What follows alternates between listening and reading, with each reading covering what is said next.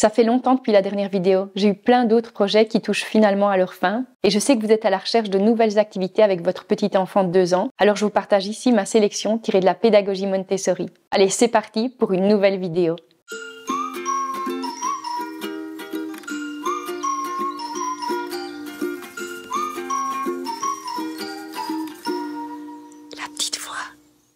Salut les parents! Sur cette chaîne, je vous partage mes vidéos qui se situent au croisement entre la parentalité bienveillante et la pédagogie Montessori. Je vous partage des idées d'activités et vous offre plein d'astuces qui permettent une relation encore plus épanouissante avec votre enfant.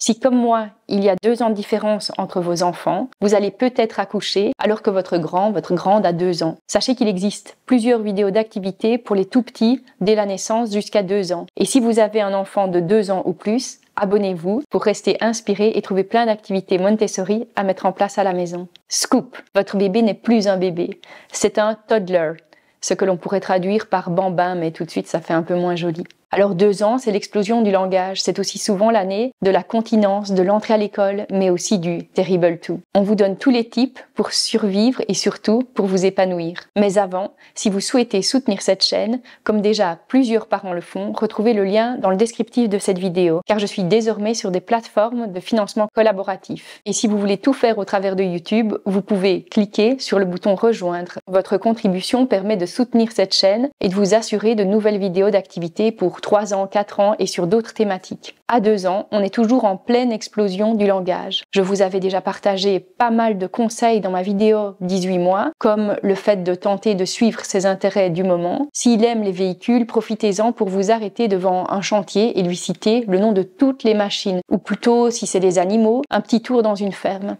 La boîte stéréognostique, ou bien ce qu'on appelle aussi la boîte à mystère. On utilise le sens stéréognostique. C'est la capacité à reconnaître un objet par le toucher et en le palpant. On est toujours dans le sensoriel, on tente de choisir des objets qui lui sont familiers, un élastique, une petite cuillère, un coquillage, un dé, une noix ou une petite pomme de pin. On va lui présenter les objets un à un et en prenant le temps de bien articuler et répondre à ses interrogations s'il en a. On place le tout dans cette fameuse boîte à mystère et on lui propose de mettre ses mains dedans pour énoncer l'objet avant de le sortir de la boîte. C'est important de lui indiquer les règles avant qu'il ne commence. Il doit savoir ce qui est attendu de lui. Vous savez que Maria Montessori considérait que les mains sont l'outil de l'intelligence. Elles sont constamment à notre service. Lors de cette activité, notre enfant apprend à faire confiance en ses mains. Ses mains deviennent plus sensibles. C'est souvent une activité à succès car elle est très ludique. Si ça devient l'activité préférée de votre enfant et que d'un coup vous voyez que son intérêt diminue, je propose alors une variante. À ce moment-là, je mets exactement les mêmes objets que ceux de la boîte, donc en double. Je pose un exemplaire de chaque objet sur un petit tapis à côté de la boîte et j'énonce parmi ces objets celui qui doit aller rechercher dans le sac. Si vous me suivez, vous avez certainement déjà quelques paniers chez vous. Dans un de ces paniers, vous pouvez mettre quelques objets durs, comme justement la fameuse noix, une pierre, une cuillère. Et dans l'autre, vous mettez quelques objets mous, comme une petite éponge, un coussin sensoriel si vous avez, une petite pelote de laine ou bien un ballon que vous avez à peine gonflé. Et c'est parti pour de nouveaux mots de vocabulaire qu'il va apprendre avec tous ses sens, comme le prévoit la pédagogie. C'est mou, c'est dur. Une autre distinction qui est très importante, c'est lisse dans un panier et rugueux dans un autre. C'est une étape hyper importante avant de démarrer les lettres et les chiffres rugueux, dont je vous parlerai dans la vidéo 3 ans. Parce que vous savez que dans la pédagogie, on séquence, on isole les apprentissages. Vous faites peut-être partie de ces mamans qui me demandent si je propose des formations Montessori. Alors d'autres le font bien mieux que moi. Alors aujourd'hui, si vous faites partie de ces mamans qui ont envie de se former, celles qui ont envie d'acheter la tour Montessori, la tour rose, mais que vous ne savez pas comment l'utiliser, c'est peut-être le bon moment. Vous avez un enfant de 2 ans et sa curiosité ne va faire que grandir. Très souvent, dans les formations 3 ans, 3-6 ans, on parle déjà de matériel que notre enfant peut commencer à utiliser à ses 2 ans et demi. Du moins, c'est le cas dans cette formation vers laquelle j'ai envie de vous rediriger. Je vous laisse les références dans le descriptif ici en bas. Elle s'adresse largement à toutes les mamans qui ont envie de faire de la pédagogie Montessori. C'est aussi pour les 2 ans de notre grande qu'on a introduit introduit la table lumineuse que son papa a fabriquée au départ d'une simple table Ikea. On l'a beaucoup utilisée pour comprendre le mélange des couleurs. En superposant le jaune avec le rouge, on obtient de l'orange, la lumière. En fait, c'est un super bon outil pour comprendre les couleurs. Et les enfants sont souvent très intéressés par les couleurs à cet âge-là. Une fois que notre enfant gère bien les couleurs primaires, on peut lui proposer un tri de dégradés avec les couleurs. Avec ce matériel, on permet à l'enfant de développer son sens de l'observation et on va petit à petit pouvoir élargir son vocabulaire de couleurs.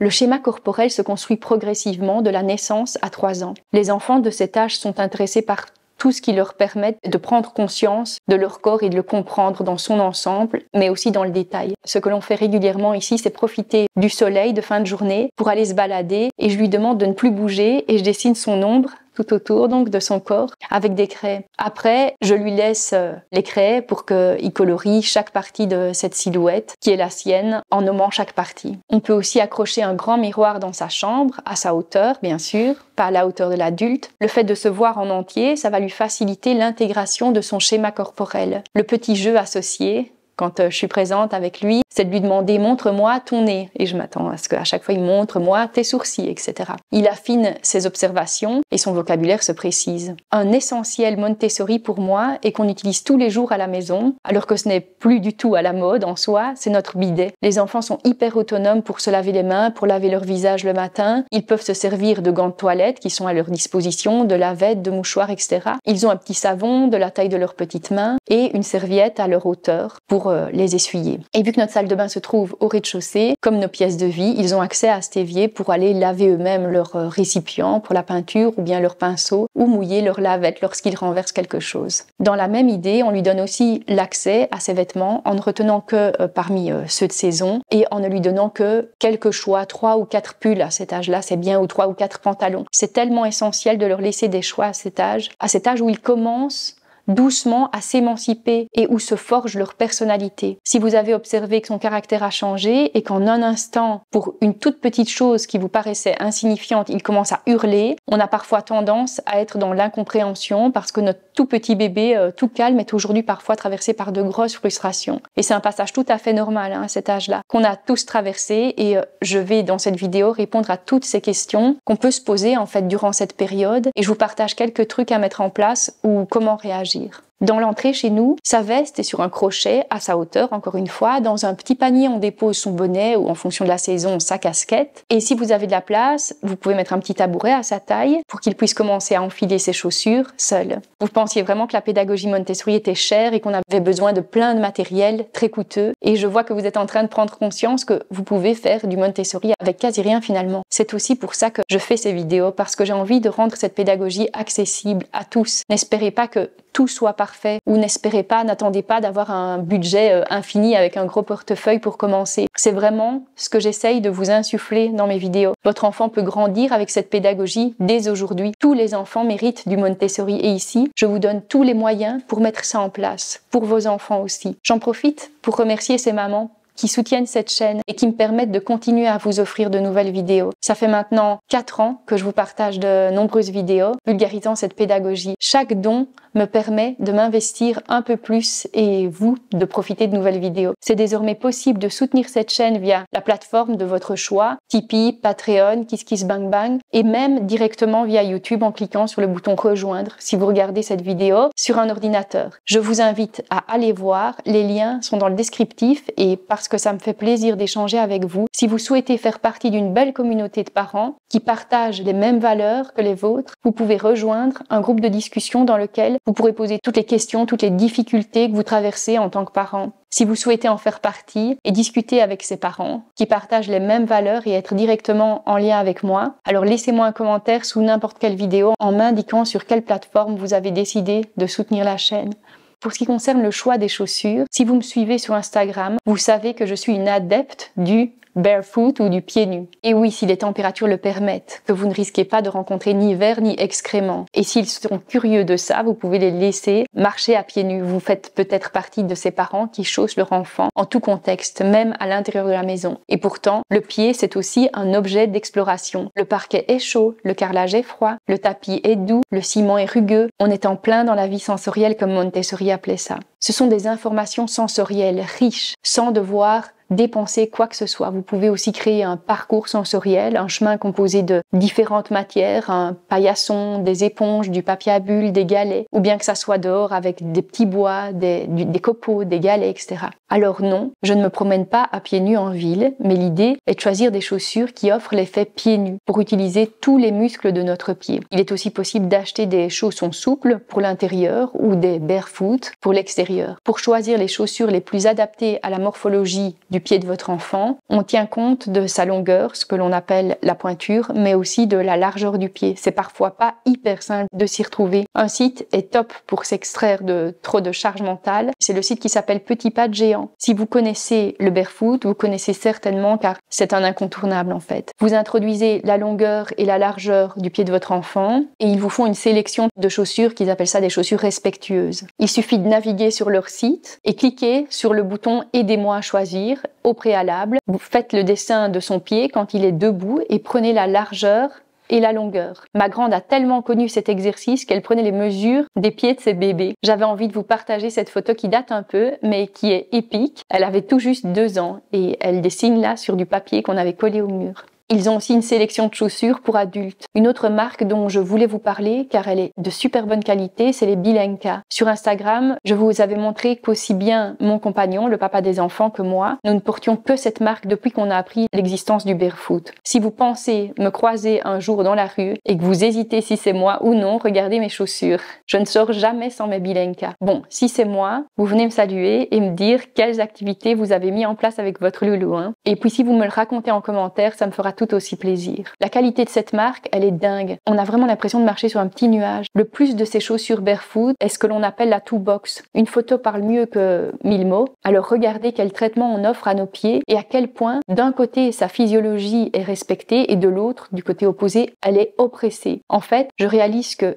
ce seul sujet mériterait une vidéo à lui seul. Alors vous me dites en commentaire si vous connaissez ou si vous avez envie de plus d'informations sur ce sujet. Vous savez que la pédagogie Montessori accorde une grande importance dans le fait de prendre soin de soi, des autres et de son environnement. Dans ma vidéo sur les activités 18 mois à 2 ans, je vous avais déjà conseillé de vous procurer des petits outils de jardin adaptés à la taille et à la force de vos enfants. Tous ces conseils restent hyper valables pour votre petite 2 ans. Donc n'hésitez pas à revisionner cette vidéo également. Vous savez que comme Maria Montessori, j'accorde une importance particulière au vivre avec la nature. Ça permet à notre enfant de prendre conscience de sa place dans un ensemble beaucoup plus vaste. Et puis c'est une belle introduction à ce que l'on pourrait mettre en place au niveau de sa spiritualité ou de futurs possibles exercices de méditation quand il aura besoin de se recentrer et de se calmer. Il y a tout un point consacré à la nature dans cette vidéo que je vous laisse ici. À 2 ans, c'est le moment parfait pour l'amener au potager, le vôtre ou celui de mamie, papy, de votre voisin, peu importe, ou simplement lui montrer les quelques aromatiques que vous avez sur votre balcon, lui proposer de les sentir et d'en prendre soin. Vous pouvez improviser une leçon en 3 temps avec les légumes de votre jardin. Et si vous n'en avez pas, ouvrez votre frigo et sortez les légumes. La leçon en 3 temps, c'est une de mes leçons préférées de la pédagogie Montessori. Encore aujourd'hui, j'utilise presque tous les jours. On a fait le choix d'ouvrir nos enfants à 2 autres langues. En plus du français, ils apprennent l'espagnol et l'anglais. Et dans cet objectif, on utilise beaucoup la leçon en 3 temps. C'est devenu une activité quotidienne au point où mon aînée, déjà, elle avait 4 ans, elle faisait la leçon en 3 temps à son petit frère qui lui en avait 2 à l'époque. C'est une activité qui est minimaliste finalement. Elle peut rapidement être mise en place. Elle permet d'introduire du vocabulaire dans plusieurs langues. Il y a peu de matériel qui est nécessaire et elle s'intègre parfaitement dans le quotidien de l'enfant. C'est vers les 2 ans de notre aîné qu'on a vidé l'une de nos armoires les plus basses de la cuisine et qu'on a commencé à y installer plusieurs choses. Donc d'un côté, on avait placé un organisateur à couvert avec des fourchettes, des petites cuillères et des grandes cuillères et des couteaux sécures. On y avait aussi mis les petits ustensiles comme les petits fouets, gradueurs, pinces, etc. À côté des gants de toilette dont ils se servent souvent pour s'essuyer la bouche durant le repas. On y a ajouté aussi un distributeur d'eau, des grandes carafes qu'on sert parfois lors des anniversaires avec un petit robinet à la fin. Et quand son verre d'eau était vide, elle pouvait directement aller le remplir seule et c'est toujours ce qu'ils font aujourd'hui. C'est très pratique pour nous et pour le reste, ils avaient déjà accès aux verres, assiettes et aux paniers à fruits. Pour quel couteau, à quel âge, ça j'en parle dans la fin d'une de mes vidéos que je vais vous laisser ici aussi, ou dans tous les cas dans le descriptif. C'est une vidéo qui s'appelle « Mon enfant ne mange rien ». Si vous souhaitez plein d'idées pour le faire participer à l'élaboration du repas, c'est ce que Montessori appelle la vie pratique, vous devez regarder cette vidéo. Il y a aussi cette activité que vos enfants pourraient aussi beaucoup aimer s'ils sont dans la période sensible de l'ordre et du langage. Je retire tous les couverts de l'organisateur et n'en laisse qu'un seul dans chacun des blocs de rangement et tous les autres dans un panier, et je l'invite à trier et à ordonner. Ça peut être suivi ou précédé d'une leçon en 3 temps. Encore une activité hyper minimaliste pour laquelle vous avez tout le matériel sous la main.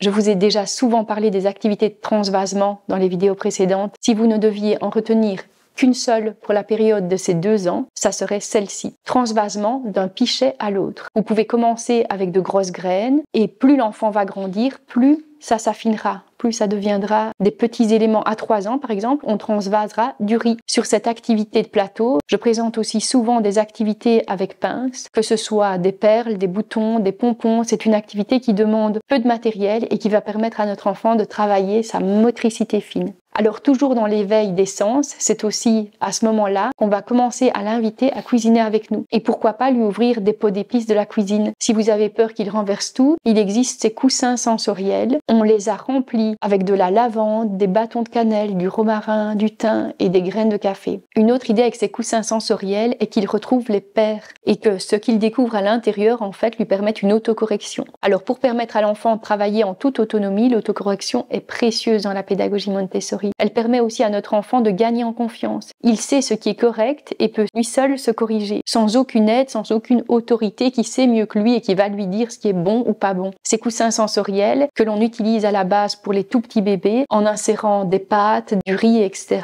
et qui va leur permettre d'affiner leur sens du toucher. Je les ai trouvés sur Etsy, sur une boutique, donc je vous laisse le lien ici dans le bas en descriptif parce que je vous reparlerai du matériel de cette boutique plus tard. J'aime beaucoup cette couturière, elle confectionne de super trucs pour les enfants, pour des activités Montessori et elle ne travaille qu'avec du coton bio pour la santé de nos petits. C'est aussi le moment de lui proposer d'écailler son premier œuf ou si ça n'a pas déjà été fait, d'éplucher sa première mandarine. Montrez-lui ce qui est attendu dans un premier temps et aidez-le au début s'il en a besoin. Il peut être intéressé par des activités de piquage aussi. Je vous donne beaucoup d'idées. Peut-être que vous ne vous imaginez pas mettre tout ça en place pour votre enfant et c'est très bien comme ça. Regardez quelles activités vous inspirent et vous connaissez le principe des tournantes. Tous les 15 jours, 1 mois, en fonction de l'intérêt de votre enfant, vous faites des tournantes. À chaque fois que vous allez ressortir l'activité que vous aviez rangée pendant 6 mois, il va avoir l'impression de la découvrir à nouveau. D'où l'intérêt d'aller revoir mes anciennes vidéos. Elles pourront vous redonner des idées. Tant qu'il s'intéresse beaucoup à une même activité, ne la rangez pas. Dites-moi en commentaire le jeu favori de votre enfant et n'hésitez surtout pas à laisser les références pour que l'on puisse les proposer à notre enfant nous aussi. J'aime bien cet esprit de communauté. D'ailleurs, un groupe de discussion existe. Je vous en ai déjà parlé. Il permet de nous retrouver tous autour des mêmes principes éducationnels et d'échanger sur la parentalité. Peut-être un jour même se rencontrer. Si vous souhaitez intégrer ce groupe, je vous laisse toutes les infos dans le descriptif. Je voulais aussi vous parler de ces kits de jeux que l'on peut recevoir tous les X mois en s'abonnant. Je sais que la box Lovevery est très à la mode et je trouve que la qualité de ces jouets est vraiment incroyable. C'est super bien pensé. Le bois est vraiment du bois solide. On retrouve dans leur jeu beaucoup de critères Montessori finalement. Alors, j'avais envie de vous partager l'idée parce que je discutais encore récemment avec des mamans qui me disaient que ça restait quand même beaucoup de charge mentale de devoir organiser toutes ces activités avec la pédagogie Montessori parce que ça leur tenait à cœur. Et on se disait qu'en général, c'était souvent sur les mamans que ça retombait. Voilà, j'espère aussi que mes vidéos peuvent vous aider dans cette démarche. Et si vous êtes un papa, je suis honorée et vous êtes bien sûr le bienvenu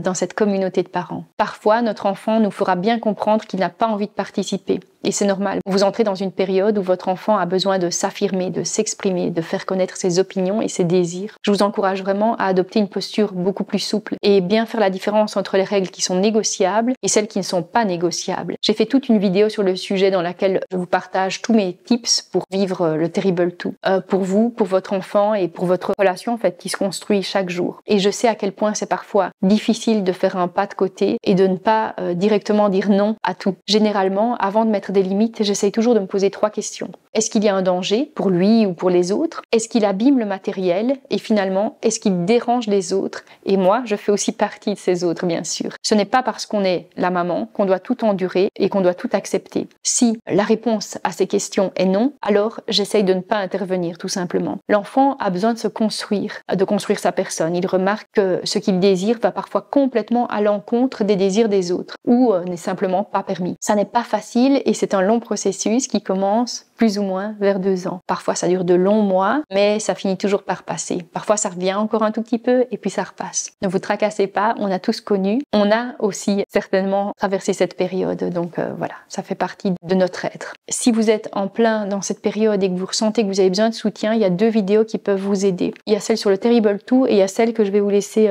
juste ici. Et si vous avez l'impression qu'il y a quelque chose de fort qui se joue au niveau émotionnel, ou bien si vous avez simplement envie de l'ouvrir à plus d'intelligence émotionnelle, je vous partage le matériel qu'on utilise à la maison pour mettre des mots sur ce qui nous traverse. Il y a notamment les cartes Bougri-Bouillon qui sont top et qu'on peut introduire dès 2 ans, même peut-être un petit peu avant. Une super chouette activité à partager avec notre enfant dès ses 2 ans, c'est de jouer à cache-cache dans le salon et petit à petit d'ouvrir à d'autres pièces. Fou rire garanti. Alors inutile de vous dire de trouver des cachettes simple, où on vous voit à moitié. Quand je vois que notre relation a besoin de vivre des moments de qualité, des moments de rire, alors je propose, et souvent, il crie de bonheur et de joie. Essayez vraiment. Les parents, si vous aimez regarder ces vidéos, moi, j'aime avoir des signes de votre part. Alors laissez-moi un petit like ou donnez-moi des idées, vos idées. Partagez-nous en commentaire quelles activités vous avez envie de mettre en place ces prochains jours avec votre enfant. Alors, s'il existait une recette magique pour vivre cette période du Terrible 2 sereinement, elle serait connue. Par contre, ça ne veut pas dire qu'on ne peut rien tenter. C'est ici que la pédagogie Montessori peut vraiment aider votre enfant. À cet âge, plus que jamais, l'ordre le rassure. Maria Montessori disait que l'ordre extérieur était en fait le miroir de la construction de l'ordre intérieur. Donc pour créer en lui un ordre intérieur, rien de tel que de créer l'ordre dans son environnement. En fait, c'est un peu la même chose pour nous quand on a les idées tout embrouillées et qu'on décide de ranger toute la maison. Tout de suite, tout devient plus clair. On ne peut malheureusement pas lui demander de ranger la maison. Par contre, il y a un tas d'activités qui peuvent être mises en place pour l'inviter à remettre de l'ordre. Il y a ce plateau de tri que l'on aime beaucoup, que en tout cas moi j'aime énormément. Si vous l'achetez sur Matériel Montessori, il y a tous les jetons qui sont compris avec pour l'activité de tri de couleurs, même si c'est un plus pour moi, mais la planche en elle-même, je l'aime beaucoup parce qu'elle se prête à plein d'activités que mes enfants adorent. Ils demandent souvent de trier des graines, par exemple. Un autre matériel de tri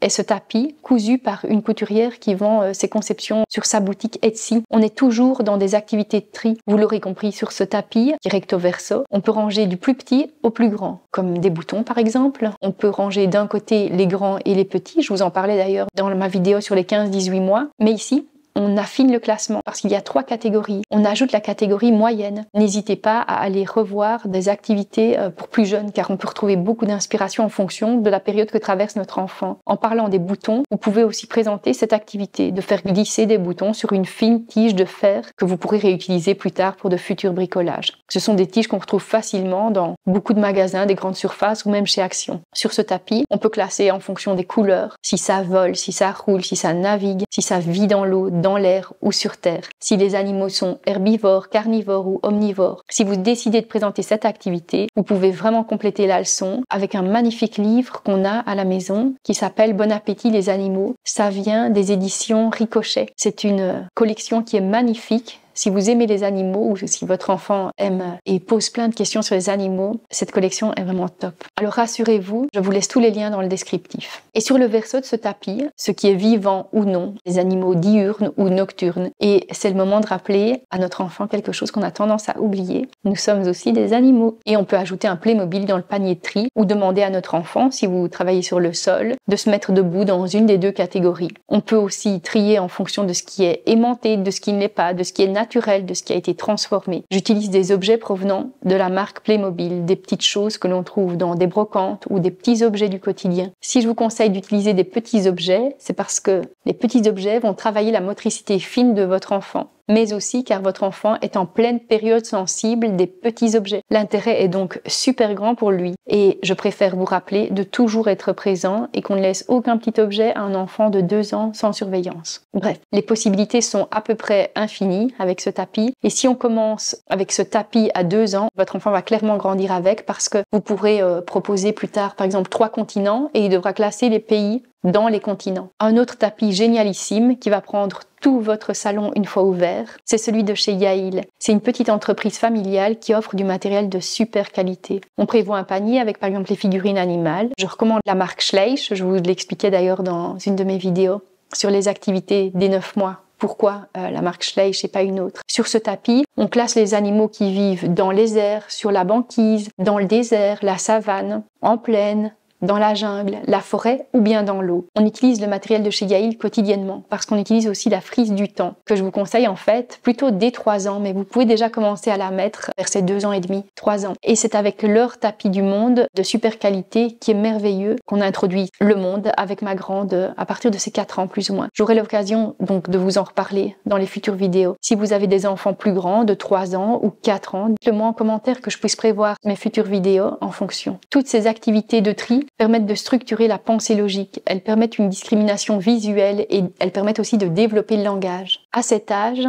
on tente de trouver un bon équilibre entre le fait de lui proposer assez d'espace pour agir, pour sauter, courir, escalader, grimper, bref, pour expérimenter, et rester non loin de lui lorsqu'un danger se présente pour lui offrir un climat de confiance. Je dois avouer souvent devoir lutter contre moi-même car je suis du style à toujours dire de faire attention à tout et ça n'est pas toujours facile pour moi de résister. Et en même temps, je sais à quel point c'est essentiel à cet âge qu'il ou elle mesure ses capacités en toute autonomie, qu'elle sente son corps, ses limites, ses muscles, qu'elle teste sa force et son équilibre. Je me dis souvent que l'important n'est pas qu'elle ne tombe pas, mais qu'elle apprenne à bien se rattraper aussi. On tente aussi de résister à la tentation de lui apporter trop d'aide. Si elle doit monter dans son siège auto et qu'elle a besoin d'aide, lui offrir une main plutôt que de carrément la porter jusqu'à son siège. Elle perdrait une belle opportunité d'apprentissage et ça lui offre aussi une double assurance à laquelle je pense, une physique mais aussi une psychologique, se percevoir en fait comme une personne forte et qui réussit ce qu'il entreprend ou ce qu'elle entreprend. Elle a besoin de marcher beaucoup, alors on peut lui proposer des promenades en abandonnant la poussette. Maria Montessori insiste sur les bénéfices de créer un lien avec la nature et être en contact avec le monde animal et le monde végétal. Je vous parle du principe de promenade libre dans une des vidéos qui s'intitule Montessori gratuit. Elles sont régulées par les mêmes principes que le bain libre ou le jeu libre et je vous explique comment les mettre en place. Pendant cette promenade, si vous êtes en ville, proposez-lui de se concentrer sur le bruit du tram, de l'ambulance, sur le klaxon ou un avion. Et dans un village, le clocher de l'église, la tondeuse du voisin, les oiseaux, les feuilles dans les arbres avec le vent, la vache ou le chien qui aboie au loin. Faites-lui sentir le parfum des fleurs ou d'une écorce d'arbre ou encore l'humidité de la forêt. Regardez une plume qui flotte sur une flaque d'eau par exemple ou une colonie de fourmis. Si l'endroit est propice, vous pouvez aussi lui proposer de retirer ses chaussures. J'adore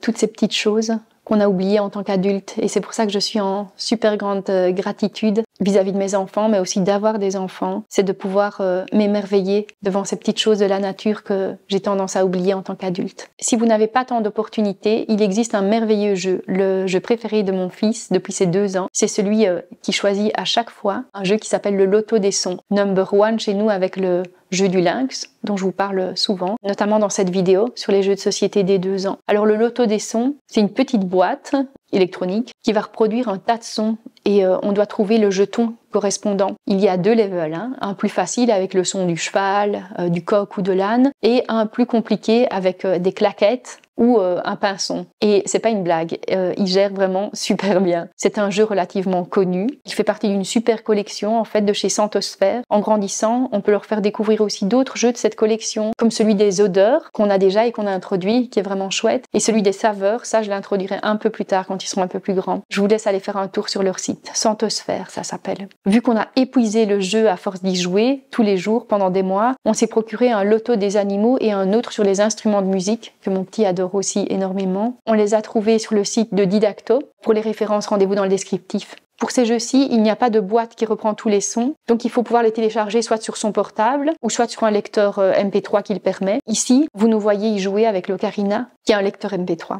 Si il gère vraiment bien le tricycle, c'est le moment de lui offrir une draisienne. À la maison, c'est jamais sans le casque. Je pense que même s'ils ne vont pas vite, c'est une éducation qu'on leur offre à toujours faire attention à leur sécurité lorsqu'ils pratiquent un sport. Notre enfant commence à super bien gérer la marche. Il a besoin de nouveaux défis pour coordonner son équilibre et l'usage de sa force. On entre dans cette période où il va être attiré par des activités qui engagent tout son corps. Ne vous étonnez pas de le voir essayer de porter des bouteilles d'eau de plusieurs litres, des sacs remplis rempli de choses. Il va pousser des chaises lourdes. Je vous invite même à laisser traîner une bouteille d'eau de 4 litres au milieu du salon. Ça sera une belle expérience pour lui et ça ne vous coûtera rien. C'est la période que Maria Montessori appelle la période de l'effort maximal. À la maison, les intemporels avec lesquels ma grande joue encore souvent, et elle a 5 ans, ce sont les sacs. Des sacs à dos, des cabas, des sacs à main. J'en laisse toujours au minimum un à sa disposition et je fais comme ses jouets, des rotations avec les autres. Elle adore les remplir, transporter plein de trucs dedans, plein de choses dedans, d'un endroit à l'autre, oublier ce qu'elle avait mis dedans pour les retrouver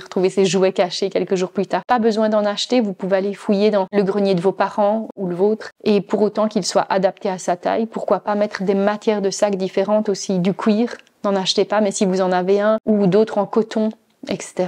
J'y pense car ces fameux sacs sont souvent remplis de cubes, ou peut-être que vous appelez ça des blocs en fonction de votre pays. C'est quelques petits mois après ces 2 ans qu'elle a vraiment commencé à s'intéresser à des cubes. Privilégier des cubes en bois, denses si possible. Souvent, ceux de notre enfance en fait étaient de bien meilleure qualité que ceux d'aujourd'hui. Alors n'hésitez pas à aller voir en occasion. J'ai envie de vous parler d'un matériel Waldorf assez design que vous connaissez certainement, vous l'avez certainement déjà vu, c'est la planche d'équilibre. Je vous parlais tout à l'heure d'équilibre et si vous vivez en appartement, c'est un matériel sympa à avoir chez soi. Celui-ci, il vient de chez Observe Montessori. Et on a aussi pris les cartes yoga qui sont sympas et rigolotes. Quand notre enfant s'entraîne à l'équilibre, on peut toujours mettre la radio Yoto qui propose des musiques hyper dynamiques qui boostent notre énergie en fait. Le Yoto, il a un grand succès chez nous. On l'adore pas tellement pour les cartes, mais pour la radio que Yoto propose 24 heures sur 24 avec un son de pure qualité et des musiques pleines de joie qui nous rappellent notre enfance. Je vous laisse la surprise. Les cartes plaisent beaucoup à ma fille durant ces temps calmes. Il y a aussi l'ocarina qui a un très grand succès à la maison car c'est un MP3 ouvert. Des chansons comme celle de Laurel Bang. Laurel Bang, c'est une chanteuse qui est assez active sur Instagram, qui chante beaucoup de chansons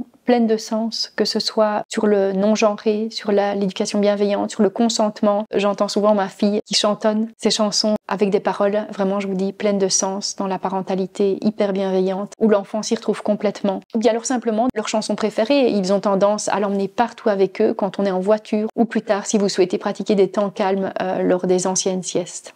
Si vous avez un jardin, je ne sais pas si j'ose vous conseiller le trampoline, car je pense que les recommandations de sécurité disent que ce n'est pas avant 4 ans. Mais franchement, c'est une activité que mes 2 enfants, dès 2 ans, ont adoré. Je vous partage juste l'idée, à vous de voir. À la maison, on peut sauter, mais on doit s'arrêter absolument dès que l'un tombe et qu'il n'est plus sur ses pieds, ou bien alors ne pas sauter trop proche. Bien sûr, c'est un trampoline avec tout un filet autour pour ne pas qu'il tombe du trampoline. Tant qu'on parle du dehors, j'ai vraiment envie de vous parler de notre mud kitchen, que ce soit durant les beaux jours, donc principalement, mais aussi quand il fait froid. Nos enfants passent au minimum 2 heures par jour dans leur mud kitchen et ça depuis des années. J'ai construit un bac à sable juste à côté et ils passent leur vie à faire des allers-retours pour mélanger le sable avec la terre, avec des petits bouts de bois, des herbes, des fleurs, de l'eau. C'est mon compagnon qui a construit la mud kitchen avec les palettes. On est plutôt du style minimaliste. Alors, je suis assez convaincue qu'il ne faut pas grand-chose pour s'amuser. Je ne vous conseille donc pas d'acheter plein de matériel, mais plutôt de ramener de vos promenades ce que vous trouvez, des plumes, des galets, des écorces d'arbres, etc. Je taille nos arbres aussi et je fais des petites rondelles en guise d'assiettes. Donc, si vous connaissez quelqu'un qui taille les arbres, vous pouvez lui demander qu'il vous taille des petites assiettes avec les branches. Parmi le matériel authentique pensé par Maria Montessori, il y a la tour rose dont j'ai envie de vous parler. Car si votre enfant rentre en petite section dans une école Montessori, là je ne parle pas des enfants de 24 mois, mais plutôt déjà de 30 mois, parce que 24 mois c'est un peu tôt pour introduire la tour rose.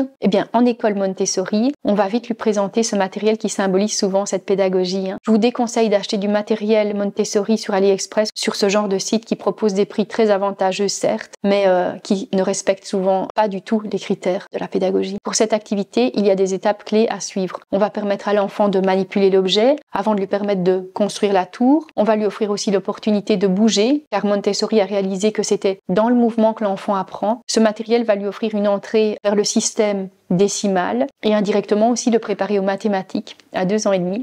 Et oui, il va aussi développer sa concentration, construire sa pensée logique, bref, construire son intelligence. Si vous ne l'avez pas encore vu, je vous conseille vraiment de visionner ma vidéo sur la chambre Montessori. Elle est hyper complète et je vous donne toutes les astuces si votre enfant a parfois difficile de s'endormir ou si à ses 2 ans, il se réveille encore la nuit. Je vous parle du lit à choisir, de la transition, de la déco, à quel âge, bref, comment est-ce qu'on met cette chambre Montessori en place. Récemment, on a reçu aussi une boîte à histoires qui inspire vraiment le calme. C'est le petit Morphée que vous connaissez peut-être d'ailleurs. Ma fille est vraiment fan, elle passe de longues minutes à l'écouter. Certains certaines relaxations, méditations la recentrent lorsqu'il y a un peu trop d'excitation. J'en ai entendu beaucoup de bien et je pense que cette petite boîte est hyper évolutive car il y a un bruit blanc qui donc est fait pour les bébés. De là, on passe carrément à des relaxations, des histoires qui peuvent clairement être écoutées jusqu'à 8 ans ou 10 ans en fonction des intérêts. Je vous laisse les références dans le descriptif car je sais qu'ils ont sorti aussi l'Helio qui est plus basé sur les émotions et la sophrologie. Ma fille est déjà conquise. Je pense qu'il y a une réduction intéressante pour le pack des 2 players si vous souhaitez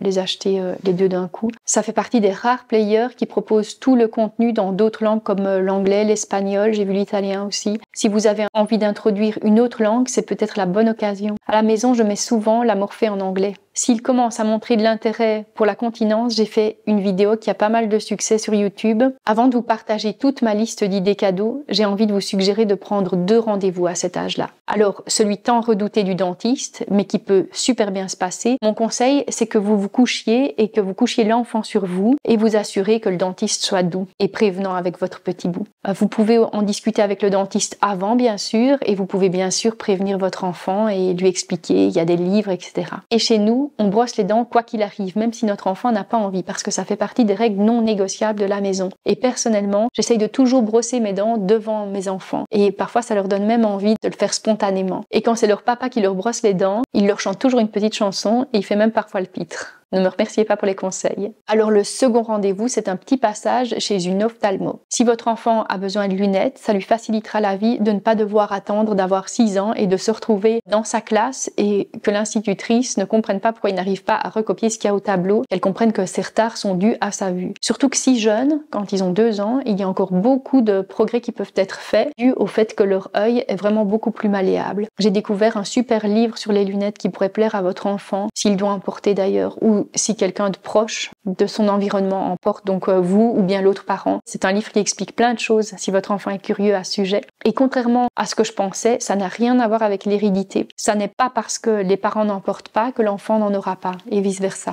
Si vous êtes plutôt à la recherche d'idées cadeaux, je vous donne quelques rapides idées. Dans les jeux de logique que j'aime, il y a les smart games. Bien que tous ne se valent pas, pour un enfant de 2 ans, 2 ans et demi, je conseille souvent le lapin magicien. Plus tard, clairement à 2 ans et demi, vous pouvez vous diriger vers jour et nuit. Il y a plusieurs niveaux de difficulté, ce qui rend le jeu valable encore jusque bien 4 ans. Hier, on joue encore avec mon fils au lapin magicien, mon fils qui a 3 ans, et maintenant il est dans le niveau expert. Si vous me suivez sur Instagram et sur Facebook, vous connaissez l'amour de notre famille pour le lynx, auquel on joue tous les soirs en famille. C'est un jeu qui existait déjà quand on était enfant. Allez jeter un coup d'œil sur Vinted, il y en a pour 3 ou 4 euros. Un autre grand best-seller à la maison, c'est clairement le loto des sons. S'il n'existait pas, il faudrait l'inventer. Les tapis Yaïl, que ce soit celui pour apprendre le vocabulaire des milieux de vie ou bien la frise du temps, un peu plus tard, vers 3 ans. Le tapis de tri de l'atelier Le Lutti, qui est recto verso, avec ses petits coussinets, les petits coussins qui peuvent être utilisés dès la naissance ou comme expérience olfactive. Le matériel lié aux émotions qu'on peut vraiment introduire dès 2 ans, la vidéo sera dans le descriptif. Lui fabriquer une mode kitchen ou un lit Montessori et vous retrouvez toutes les caractéristiques dans mes vidéos sur le sujet. Le petit Morphée, si vous avez envie de lui insuffler un peu de calme avant le coucher, pensez aussi à l'Ocarina ou à la Yoto qui sont de super bonne qualité. Un grand miroir pour sa chambre, des paniers pour ses habits et lui permettre de les choisir seul, un petit pot physiologique, des chaussures physiologiques de chez Petit Pas de Géant. Et pour les livres que je vous conseille dès 2 ans, j'ai une vidéo sur le sujet, mais juste ici, je vous recommanderais par exemple Les Lueurs du soir, qui parle de la merveilleuse relation d'un papa avec son enfant. Il nous installe dans un décor d'hiver où les journées sont courtes, les soirs sont pleins de poésie. Mon best-of, ça reste et ça restera toujours Je t'aimerai toujours, car c'est un livre qui parle de l'amour d'une maman pour son enfant et il s'accompagne d'une merveilleuse mélodie que mes enfants chantonnent depuis